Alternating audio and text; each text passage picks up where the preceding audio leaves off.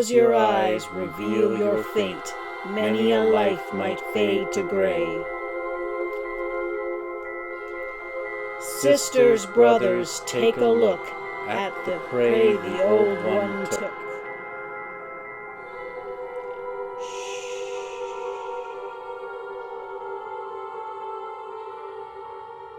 Hi, and welcome back to Inspired to Game. I'm Sean. And I'm Lola. If you like what you see here, please support our channel by subscribing down below. And if you've already subscribed, hit the notification bell. So today we are talking about Among Cultists, a brand new game coming to Kickstarter January 9th. We want to start off by thanking Godot Games for sending us this prototype preview copy. Yeah, thank you very much. Among Cultists is a 4 to 8 player social deduction game. In it, each player will receive a secret role, the majority of which will be investigators. Now, the investigators are trying to collect a certain number of books, which will gain them victory points. After a certain number of victory points are gained, they'll win. Or they can win by identifying all the cultists that are among them. Yeah. So in most games you will have one cultist as a character. If you're playing with 7 or 8 people, you can have up to 2 cultists. The cultists are the traitor role. They will be surreptitiously going around the board trying to kill the investigators. The cultist wins when they have killed a certain amount of the investigators. They do this surreptitiously through encounters during the game. When characters move along the board, if they come into either a hallway or a room with another person, just one other person, an encounter happens. Each character in that room will look at their pulse cards in their hand and choose one to pass to the other player. The other player does not get to look at this card. They put it straight onto their player board unseen. In this way, the cultist can pass them a red flatline card of death.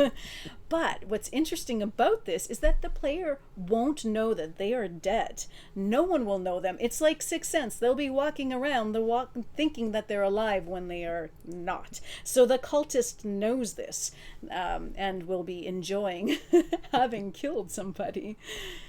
Now, the investigators can figure out who's dead by during their turn, taking an action to check another player in the same location with them, or in another location if they can see them through the camera in the security room.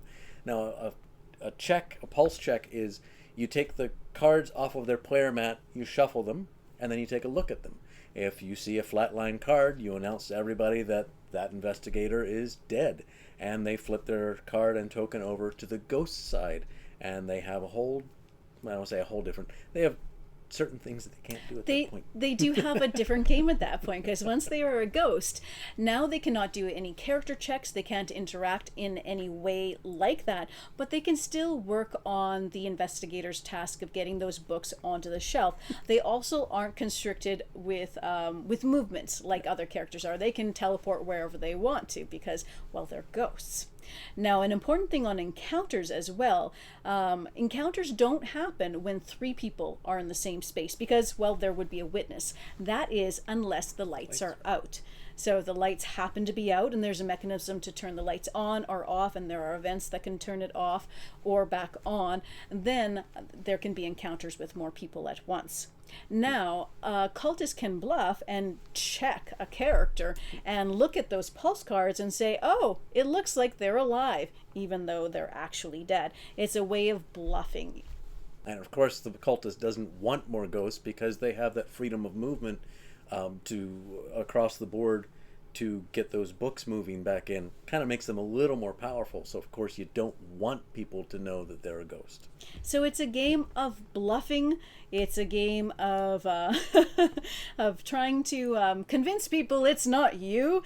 The golden rule is you cannot actually reveal your role, but you can bluff. You can play it up. You can have fun. It's a fantastic party game. Full of, murder and, like any good party game does. And organizing a library. As soon as a check has been done and a body has been found, so somebody is declared dead and becomes a ghost, immediately it goes to a vote. An emergency vote, emergency meeting, just like Among Us, where everybody gets to discuss and talk amongst themselves and point their fingers at who they think is the murderer, make their case, and of course the cultists will be very adamantly pointing their fingers at somebody else and making the case. Once everybody's decided it's time to vote, they close their eyes, they point at who they think did it, who is the cultist. They can abstain from the vote if they so choose as well. And if the majority votes somebody out, that Majority kills. the majority kills. And if they killed the cultist, if they voted the cultist, then they win the game. The investigators win. But if they were wrong and just voted on a fellow investigator, that fellow investigator becomes a ghost, which of course helps the cultists out. But yeah, that's how that goes. This was just a very simple overview to give you an idea of how to play games, and now we will talk about our thoughts on it. So a couple of years ago, when my family, when we started first playing Among Us on the computer, my kids liked it and we played it all together, and it was so much fun. It was so much fun that I thought this would be really cool as a board game, just because we play everything with board games. I actually am not a video game player, so if we can transcribe it into a board game, I am over the moon. So I thought that would be really neat, but I couldn't see how it could be done. My then 8-year-old even actually figured a way for us to play a live action version, which was really, really amazing. And that was fun, and we left it at that. So when I first heard about this campaign coming out and having a board game version of Among Us, it was on my radar. I'm like, I've got to look into this. This sounds phenomenal. And playing it has been a really great experience because I'm so impressed with how they managed to get all of those secret things happening on the board at once, because in the game people are being murdered in rooms and you can't see in rooms that you're not in. So how could they manage that? But with the pulse decks, the hidden pulse decks, and the fact that each time you do a check you have to shuffle it just to make sure, so you won't know like what was the last thing on there, because everybody knows who you were in the last room with, right? So this allows you to see, oh well, this person is dead, but you don't know who did it. It's not obvious. So there is that intrigue, there is that mystery, there is that suspicion. And to sit around with a group of people and play it at the table is super fun and super exciting, because it's just thrilling. And they did a really great job of capturing that friendly paranoia of Among Us, where I just want to move from here to there, but there's somebody in there and I don't want to be in there alone because they might kill me. And the simple task of collecting books is great, and moving them along and just trying to avoid being stabbed in the back without really knowing it. So yeah. Now, I think the game really works well. We've played it at its lowest player count of 4, and with at 4 you do have to play it with an additional AI character. It won't work without that. So that, is a factor.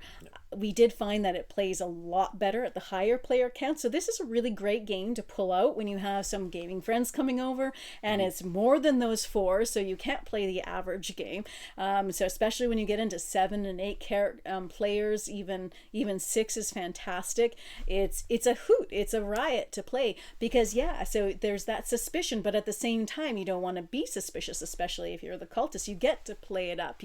You can pretend, oh, I'm so nervous about going into the rooms, but you're not, because you're trying to kill everybody. I never get to play the cultist. Oh, it's fun. But I knew right away you were it. I lost the game, but I didn't care because I still managed to kill them all. So in my mind, it was a draw. Yeah, for us, it is the player count does make it hard, because we mostly play the 2 of us. Sometimes we can get our teenagers to the table. We do have some gaming friends we can get together with, but everybody's so busy it doesn't happen all the time.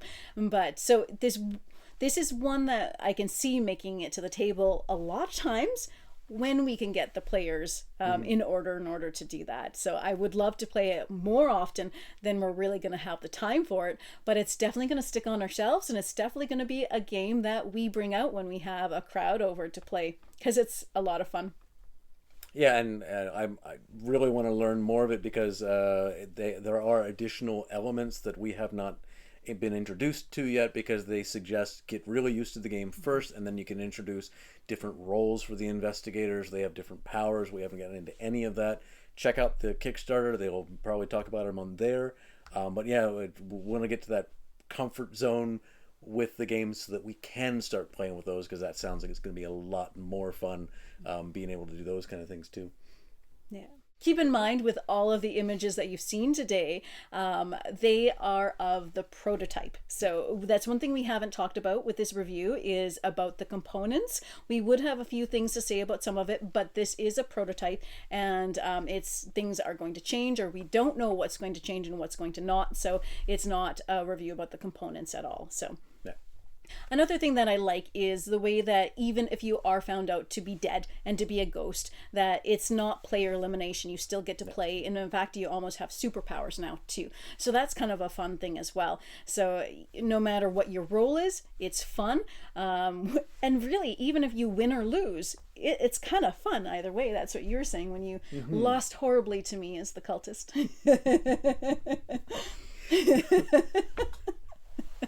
Don't know what I did. She figured me out, and she convinced everybody.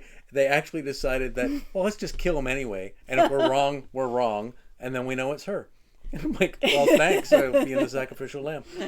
Something else that to mention, the cultists can still win, even if the investigators get all the points that they're supposed to get at their player count, and they say, we've got all the points, we win. The cultists can still at that point go, actually you don't, because I've killed the number that I'm supposed to. So you can snatch victory from the jaws of defeat there. Yeah. But yeah, if they identify you, you lost. Well, and they can also, if they've killed the amount of people that they need to, they can also announce that in the cleanup phase at the end of a round too. And then everybody looks at their cards, and if everybody is in fact dead, they're all shocked. We are all killed. And then the cultist immediately does a maniacal laughter of evil, and they have won the game. However, if the cultist was wrong, and maybe they missed somebody and they were unawares of that, and they say, no, I'm actually still alive now, then the cultist will immediately He's not lose. caught dead. Because he has just, I don't know what,